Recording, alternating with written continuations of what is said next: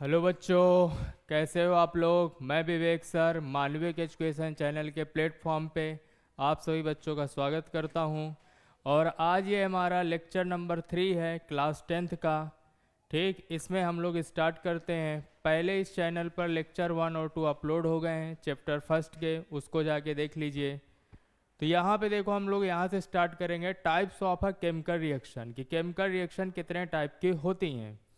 तो देखो, types of chemical reaction में समझना, कॉम्बिनेशन रिएक्शन डिटेल समझेंगे कि क्या होता है, डिकम्पोजिशन रिएक्शन, डिस्प्लेसमेंट रिएक्शन, इनका भी डिटेल समझेंगे। इधर है रिएक्शन बेस्ड अपॉन एनर्जी, और लास्ट में है रिडॉक्स रिएक्शन। तो सारी रिएक्शन के बारे में डिटेल समझेंगे। आज इस लेक्चर में जितना हो जाएगा उतना हम लोग समझेंगे, और बाकी के जो भी क्वेश्चंस, थ्योरी, कॉन्सेप्ट हैं वो सब नेक्स्ट लेक्चर में समझेंगे।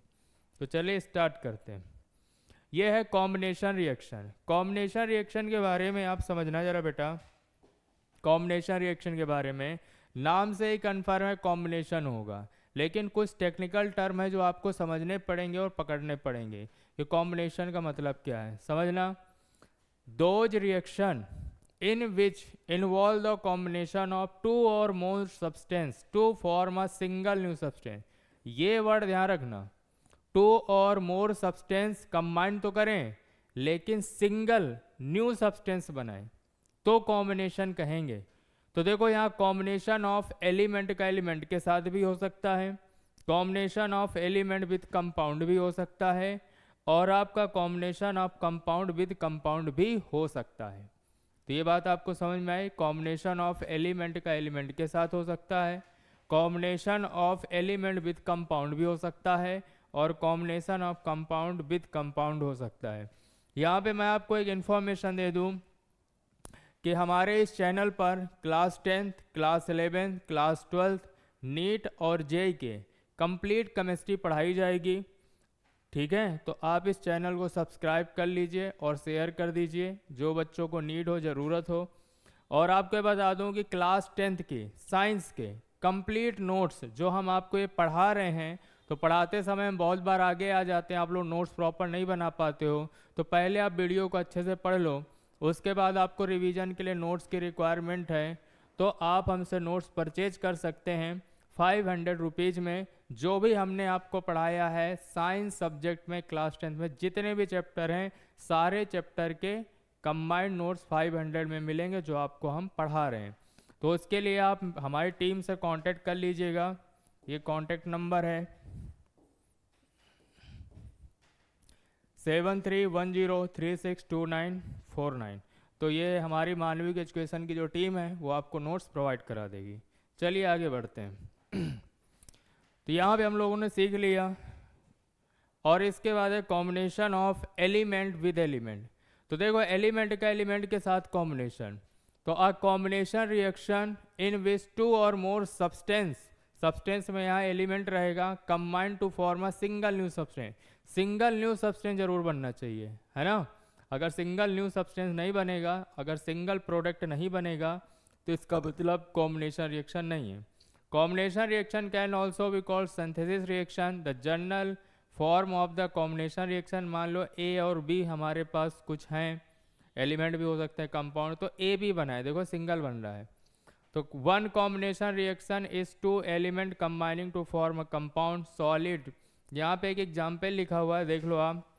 ये किसका है? Combination of element with element का। ये देखो, सोडियम एलिमेंट है, क्लोरीन नाम के एलिमेंट से कंबाइंड किया, सिंगल प्रोडक्ट बनाया। देखो ये कैसा है बेटा, सिंगल प्रोडक्ट है। ठीक है, ध्यान रखना। चलिए आगे बढ़ते हैं। आगे है देखो, combination of element with compound.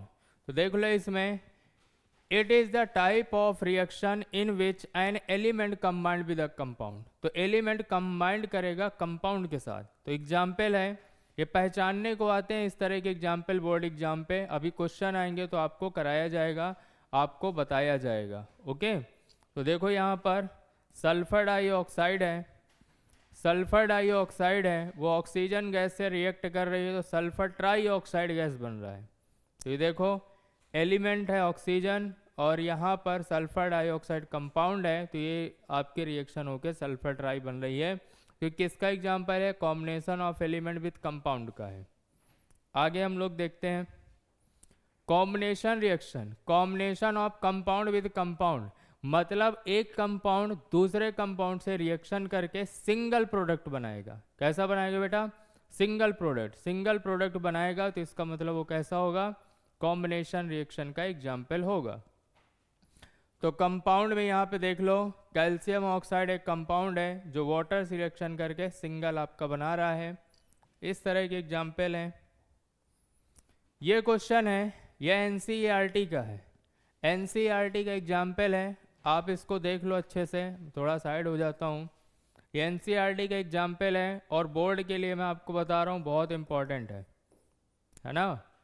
Which of the following are combination reaction, तो देखो पहचानना कैसे है। पहली बात तो कॉम्बिनेशन में चाहे एलिमेंट एलिमेंट से कंबाइंड करे, चाहे एलिमेंट कंपाउंड से करे, या कंपाउंड कंपाउंड से करे, लेकिन बनेगा सिंगल प्रोडक्ट। डेफिनेशन पढ़ी है अभी, क्या पढ़ा है? सिंगल प्रोडक्ट बनेगा। तो देखो इसमें सिंगल प्रोडक्ट नहीं है तो इसमें सोचना ही नहीं है, कॉम्बिनेशन नहीं होगा। यहाँ पर भी सिंगल प्रोडक्ट नहीं है, ये भी कॉम्बिनेशन नहीं होगा। तो कौन सा होगा? सेकंड और थर्ड।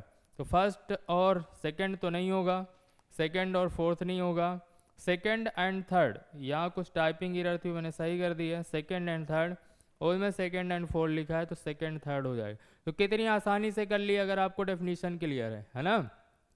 सिंगल प्रोडक्ट बनता है, सिंगल इसमें नहीं बन रहा, तो सोचना ही नहीं है कि कंपाउंड है कि एलिमेंट है, क्या है ना। चलो हो गया होगा। एनसीईआरटी का है एग्जाम्पल, ये अच्छा क्वेश्चन है। आगे एक क्वेश्चन और है, ये भी एनसीईआरटी का क्वेश्चन है। देख लो आप क्वेश्चन को। The following reaction use for the preparation of oxygen gas in the lab, तो इस रिएक्शन का बोल रहे हैं कि लैब में यूज करते हैं ऑक्सीजन गैस की प्रिपरेशन में। ये किस तरह की रिएक्शन है? तो अभी डिकम्पोजिशन रिएक्शन तो हमने किया नहीं है, कॉम्बिनेशन हो गया, इसके बाद ये एग्जाम्पल पहले आ गया शायद।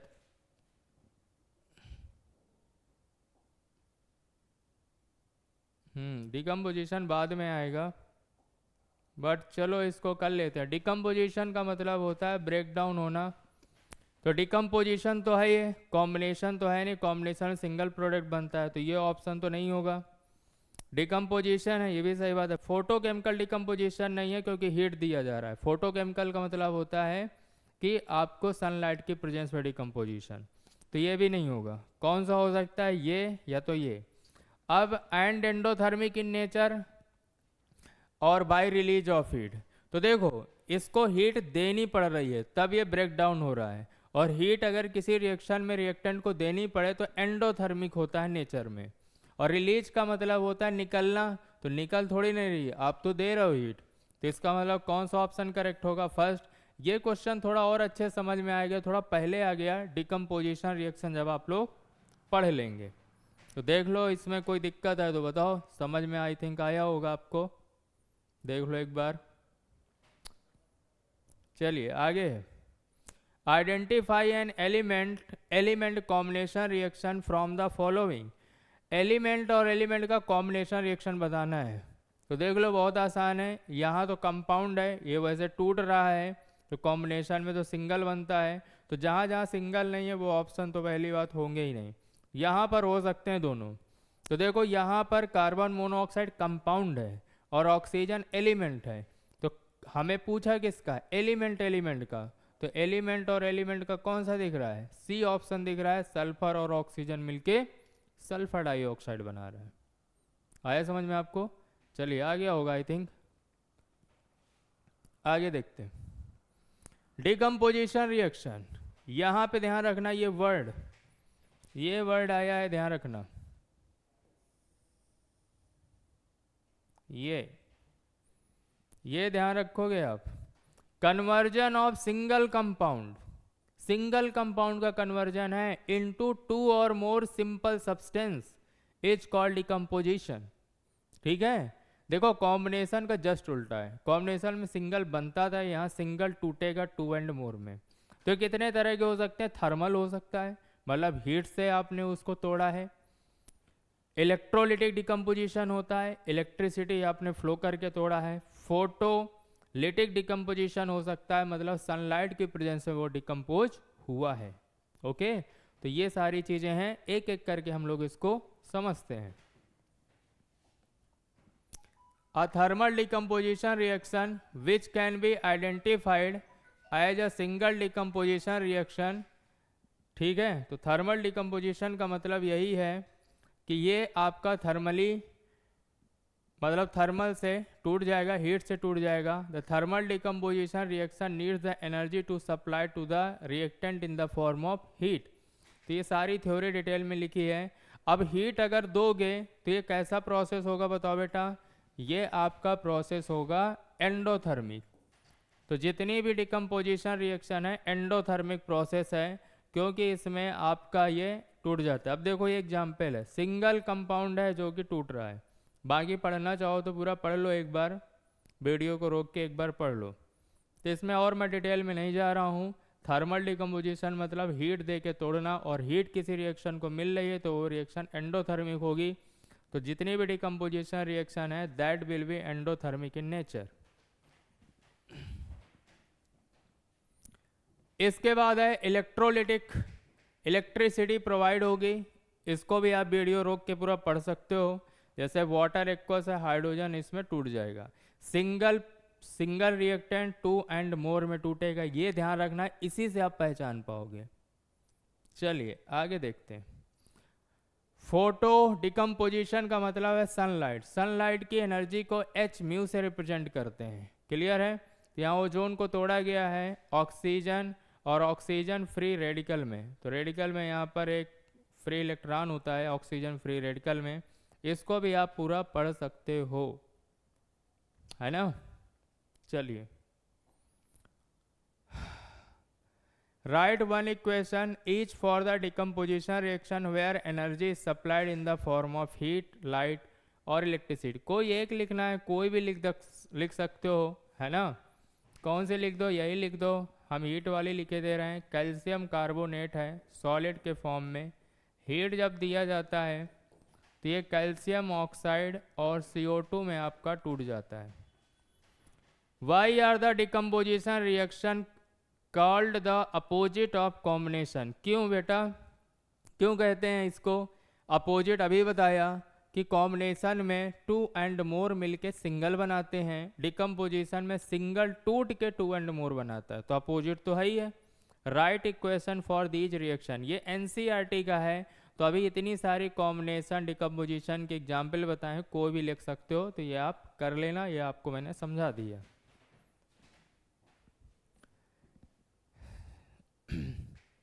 ये वाला क्वेश्चन थोड़ा सा हाई लेवल है, आपके लिए थोड़ा कम सही है। आगे आ जाते हैं। ये है, याद देखना, the following reaction is use for the preparation of oxygen gas in the lab. ये पूछा गया, ये दोबारा शायद क्वेश्चन आ गया। It is a decomposition reaction and endothermic in nature, ये आपको बताया है अभी। आगे देखते हैं, कुछ यहाँ पे बैलेंसिंग है रिएक्शन की।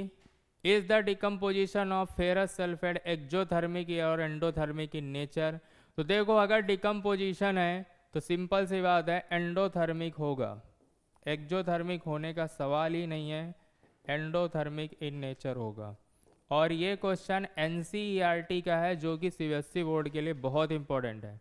बैलेंस करना है the chemical equation and identify the type of chemical reaction. तो इसको देखो, बैलेंसिंग करना बेटा आपको हमने बहुत सिखाया है, इसी लेक्चर 1 और लेक्चर 2 में जब देखोगे बहुत रिएक्शन बैलेंस करके सिखाई है। तो बेटा आज की मैं क्लास यहीं तक आपको रखता हूँ। इस लेक्चर को आप अच्छे से पढ़िए और लेक्चर 4 आपको जल्दी मिल जाएगा। और कोई भी अगर आपको प्रॉब्लम हो तो आप कमेंट बॉक्स में जाके कमेंट कर दीजिए, या कुछ भी आपको जो ना समझ में आया हो उस पर कमेंट कर दीजिए। और जो भी आपको जिस तरह के वीडियो चाहिए, क्योंकि यहाँ इस चैनल पे 1 शॉट वीडियो भी आएंगे, तो 1 शॉट वीडियो आपको लास्ट में बहुत इफेक्ट करेंगे, बहुत इफेक्टिव रहेंगे आपके स्कोरिंग में। ठीक है, बोर्ड एग्ज़ाम में। तो अभी आप पहले थोड़ा डिटेल देखिए ताकि आपको थोड़ी नॉलेज हो जाए, ताकि आप वन शॉट अच्छे से समझ पाएँ और कर पाएँ। तो थैंक यू बेटा, आज की क्लास यहीं तक। पढ़ते रहिए, खुश रहिए और मस्त रहिए। Thank you.